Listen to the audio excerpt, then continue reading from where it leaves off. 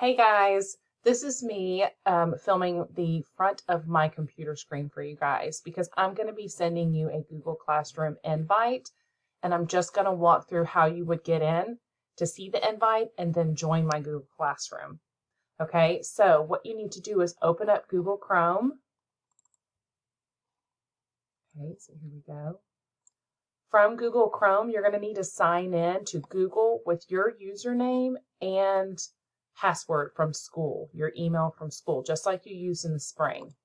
Okay.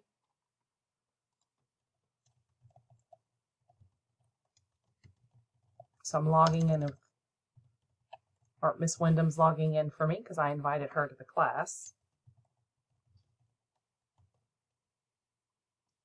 Okay. So now that you're logged in with your username and your password, you're going to come up to the grid up here.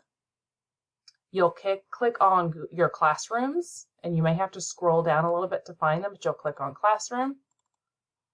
And once you're in your classrooms,